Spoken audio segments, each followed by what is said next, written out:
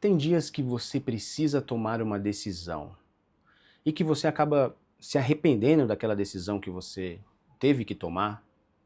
Ou pior, você precisa tomar uma decisão, mas você fica travado, você fica paralisado e não consegue tomar aquela decisão, ou resolver aquele problema que você precisa, seja qual for, familiar, no trabalho, enfim.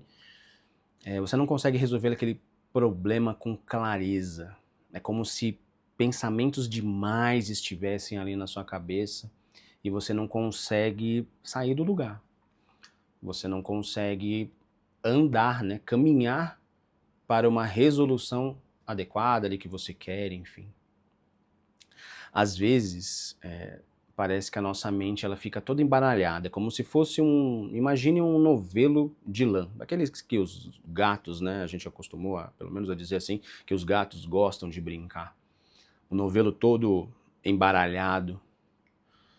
Ou aqueles fones de fio também, né, aqueles fones de fio que a gente coloca no bolso da calça e aí quando a gente precisa deles, eles estão todos enrolados e é super difícil de desatar aqueles nós, né? Ele parece que formam um profundo nó ali dentro do nosso bolso. A nossa mente às vezes fica assim, parece que está cheia de nós. E fica difícil a gente encontrar uma certa clareza, né? Limpar aquele novelo de lã ou aqueles fones de ouvido. Deixar eles mais claros, né? Um caminho reto, vamos dizer assim. A verdade é que muitas vezes pensar demais nem sempre significa pensar melhor. Às vezes a gente ruminar demais, ficar muito em cima de um problema, nem sempre é melhor. Eu lembro de um momento da minha vida que eu precisava resolver um problema pontual. Na verdade, isso aconteceu várias vezes. Estava fazendo um projeto e eu precisava ter uma solução criativa para aquela demanda, né? Para aquele problema que eu estava ali resolvendo. E aí eu fiquei ruminando, né, aquilo por muito tempo. Sentei, peguei a minha caneta, meus papéis, comecei a desenhar ali, né, a tentar arquitetar ali o que eu precisava para resolver ali o meu problema. E eu fiquei ali ruminando os pensamentos sem parar, para tentar chegar em algum lugar. É claro que aquilo me trouxe uma grande dor de cabeça, né, uma certa aflição. E quanto mais eu pensava, quanto mais, é claro, a gente tem a pressão do trabalho também. Quanto mais eu pensava em como resolver aquela situação, mais perdido eu ia ficando. Foi só quando eu levantei, nessa época eu já praticava já a atenção consciente. Só quando eu levantei e eu fiz uma prática de espaço de respiração, eu dei espaço para que os meus pensamentos, os que estavam na minha mente naquele momento, e às vezes eram pensamentos catastróficos, do tipo, cara, isso não vai dar certo, não vou conseguir resolver isto no tempo que eu preciso. Mas eu me permiti estar com aqueles pensamentos ali naquele momento. E foi só quando eu estive com os meus pensamentos naquele momento, deixei que eles existissem, foi que eu tive um insight, né? A resposta para aquilo que eu precisava surgiu. E aí eu percebi a clareza, essa clareza mental que a gente busca, ela não necessariamente ela vai aparecer sobre uma certa pressão mental. E a gente está muito acostumado a ter uma pressão absurda sobre tudo que nós fazemos. É a pressão externa e é a pressão interna, principalmente, que incomoda também. A pressão que nós mesmos colocamos de que devemos resolver aquilo daquela forma, naquele momento.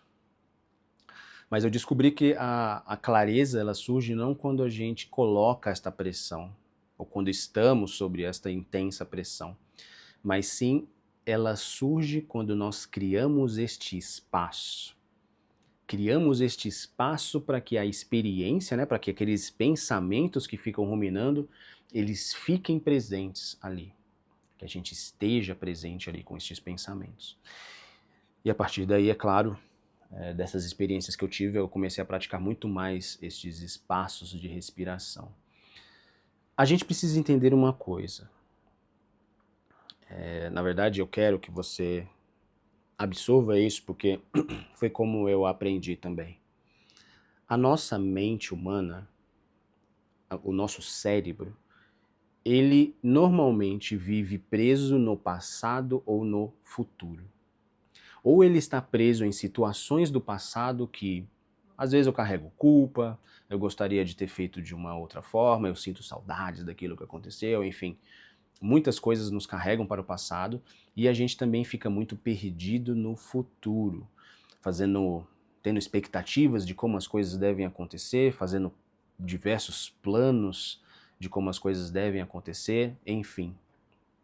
A realidade é que tudo isso é muito útil para a nossa sobrevivência, mas viver no passado e no futuro custa muito caro em termos de uma certa clareza mental, de termos clareza do que estamos fazendo.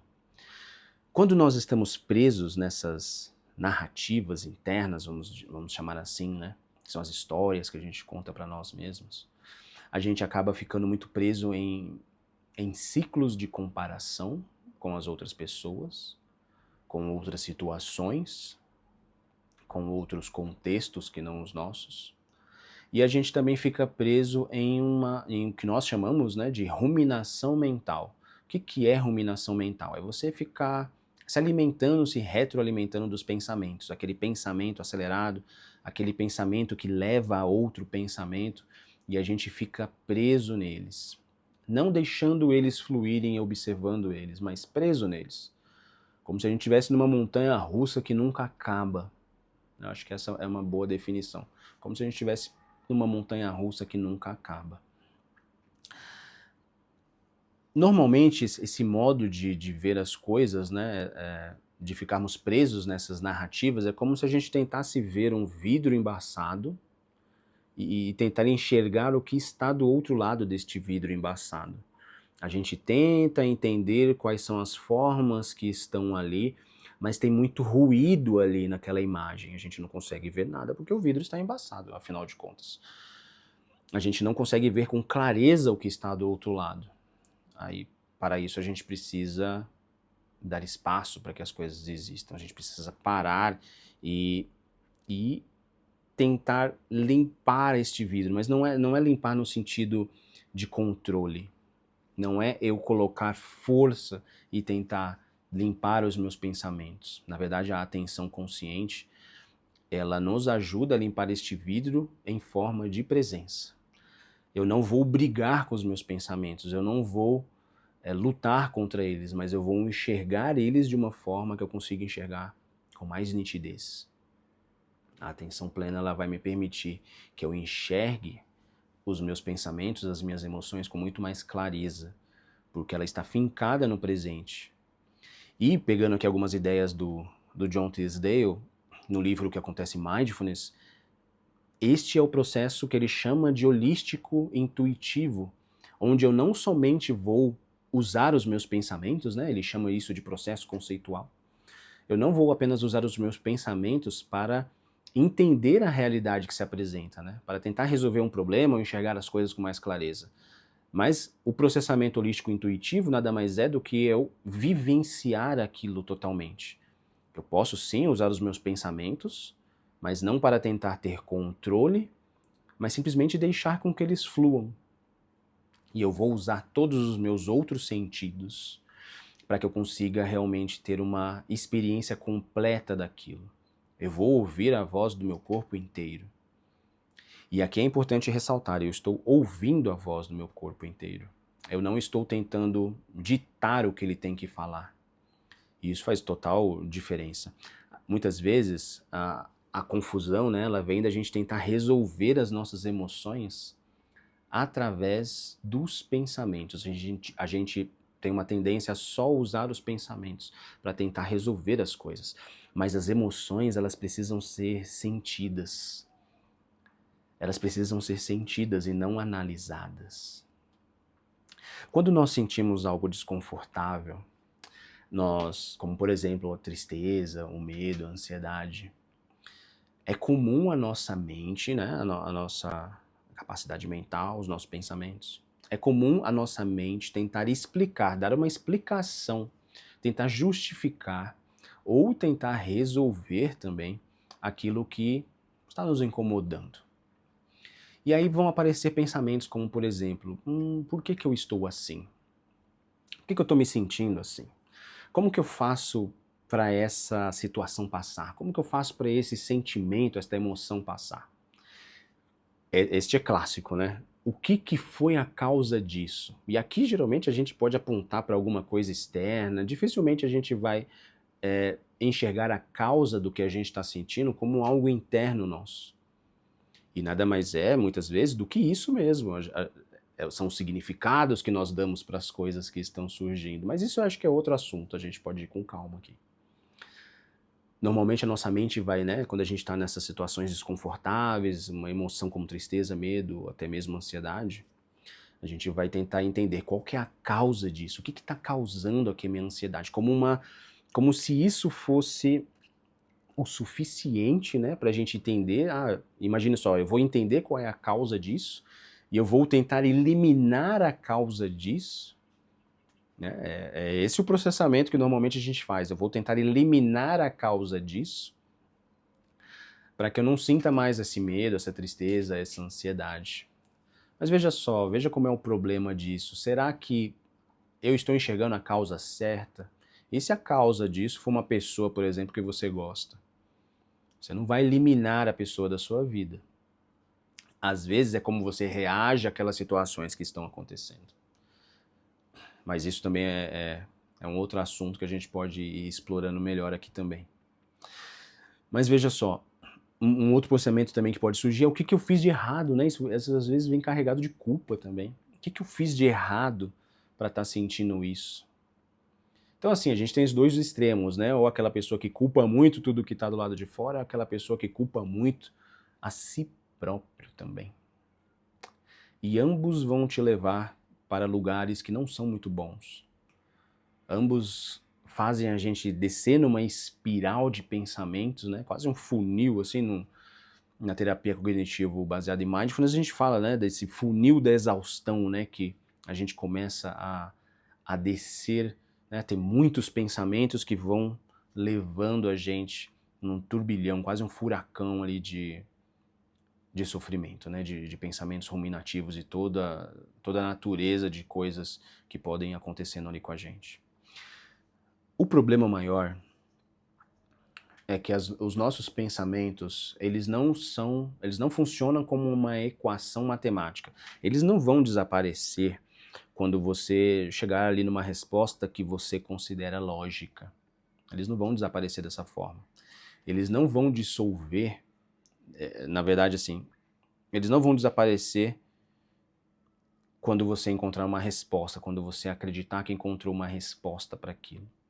Mas eles vão dissolver, começar a se dissolver, quando você trazer para estes pensamentos, trazer para estas emoções acolhimento e presença.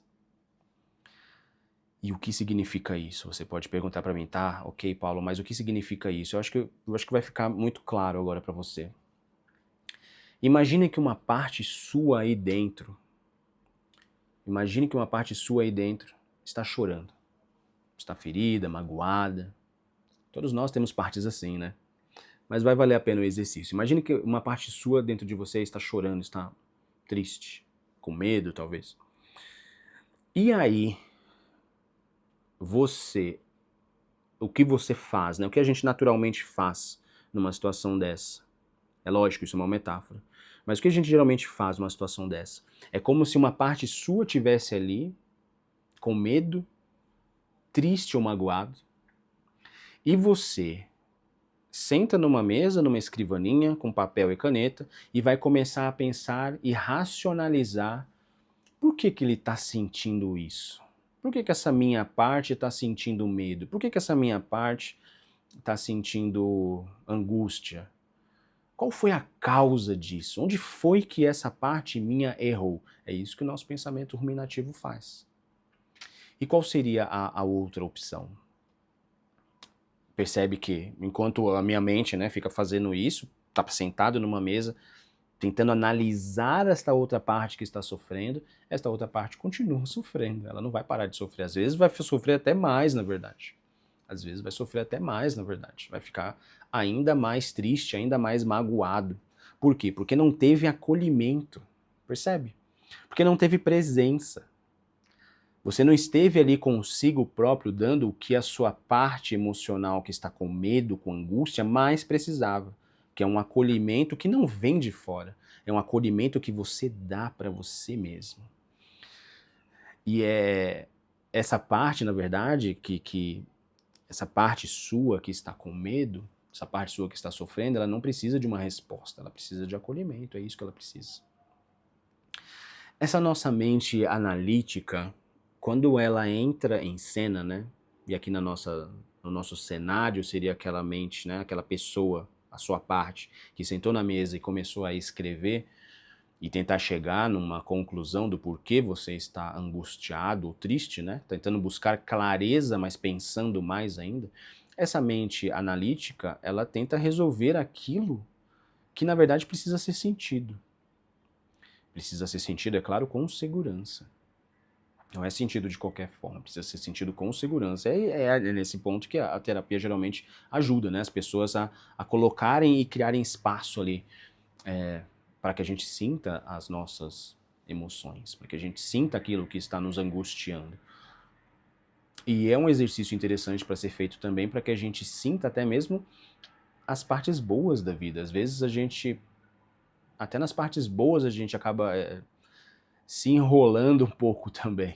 A gente deixa de sentir algo que está presente e é bom, pensando que ou eu quero manter aquilo, né, pelo tempo para sempre, né? Quero manter aquela coisa boa que está acontecendo na minha vida para sempre, ou quero buscar a próxima coisa boa, né, para me alimentar aqui, às vezes alimentar o meu ego, às vezes alimentar a minha vontade de sentir-me bem o tempo inteiro. Isso é impossível.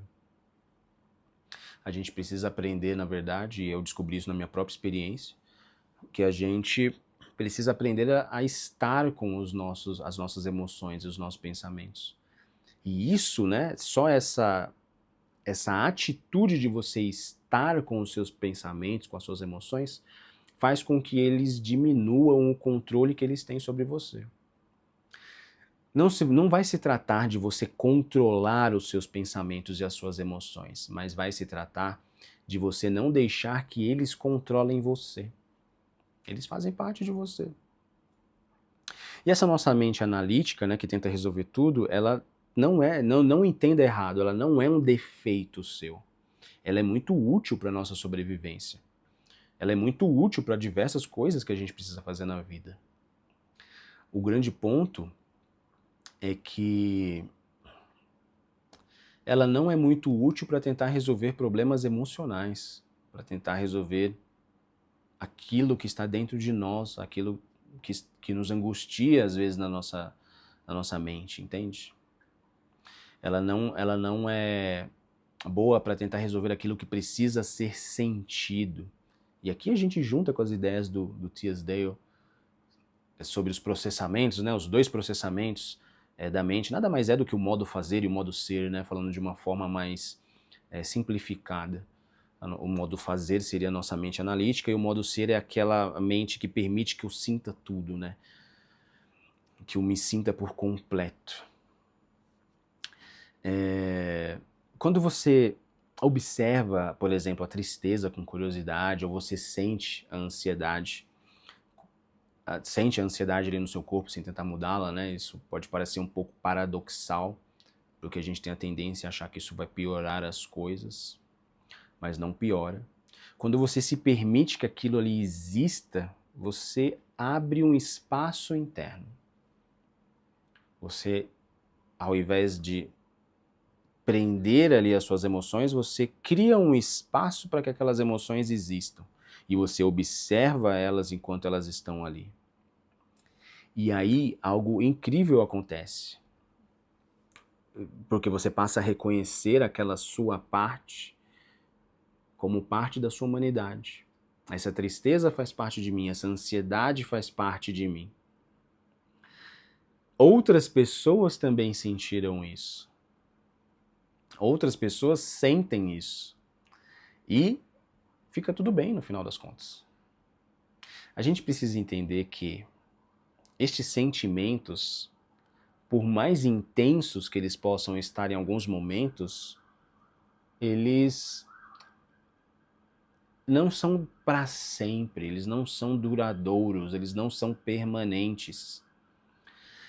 É como, a gente tem que encarar eles como se eles fossem nuvens no céu. Então, quando eu abro espaço para que estas emoções, como tristeza, medo, ansiedade, né, isso que a gente está falando aqui, nesse contexto de buscar uma clareza, né, mental, quando eu abro espaço para que essas coisas existam, eu, na verdade, é como se eu estivesse abrindo um céu e deixando as nuvens passarem. Ou como se eu estivesse olhando um riacho, né, um lago, um riacho acho que é melhor, e visse a água fluindo, entende? Só que a nossa mente analítica, ela faz o contrário. É como se eu olhasse para um céu cheio de nuvens e tentasse parar aquela nuvem de se mover. Eu quero que você pare, nuvem, de se mover, e eu começo a perguntar para a nuvem, por que você está aqui? O que foi que eu fiz de errado para você estar aqui? Olha só que interessante. O que eu fiz de errado para você estar aqui? Eu fico perguntando isso para a nuvem, cara.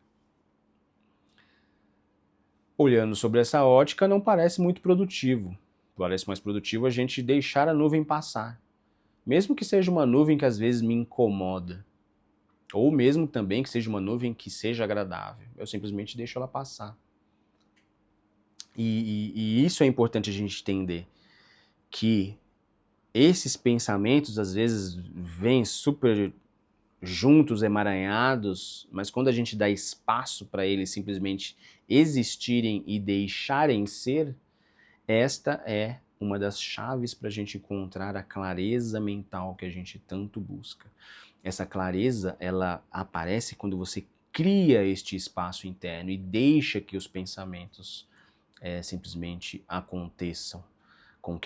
Deixe que os pensamentos surjam pelo tempo que eles têm que surgir e simplesmente desapareçam depois que eles tiverem existido. Você simplesmente observa sem tentar controlar isto. Talvez você esteja tentando encontrar respostas dentro de uma mente exausta. Mas a clareza, ela não vai vir de você pensar mais e mais e mais. Ela vai vir de você criar este espaço que eu estou falando. Criar este espaço é uma prática, é um hábito que você se desenvolve, né? Que você desenvolve dentro de si. Você desenvolve este hábito através de práticas, principalmente de atenção plena. Práticas tão simples quanto você começa a desenvolver este espaço, né? Essa nova forma de pensar, através de práticas de 3 minutos, 10 minutos. Quanto tempo a gente fica nas redes sociais, às vezes? Não estou dizendo que você não deva ficar na rede social se você gosta, mas eu quero dizer que muitas vezes a gente tem sim tempo para fazer essas práticas. E elas podem nos ajudar em muitos contextos. Muitos contextos. Se você tem interesse em desenvolver essa habilidade, aqui no primeiro link, aqui na descrição, tem um convite para você participar da travessia, que é um caminho para você desenvolver esta habilidade, de encontrar clareza ali nos seus pensamentos. É claro, você pode começar a realizar essa prática com 1 minuto de pausa. 1 minuto de pausa. Isso é menos realmente do que você imagina, né? Mas já é alguma coisa para você começar a praticar. A mente, ela vai, na verdade, se organizando, aquele novelo de lã, né, que a gente falou no começo do vídeo, ele vai começando a se organizar quando a gente para de brigar ali com ele, quando a gente para de tentar empurrar, né, tentar fechar ali os nossos pensamentos em um espaço curto, sabe, ou sem espaço nenhum. Essa clareza que a gente busca, esses insights mais profundos, eles começam a surgir, na verdade, quando você para de buscar eles e quando você cria espaço para que eles apareçam.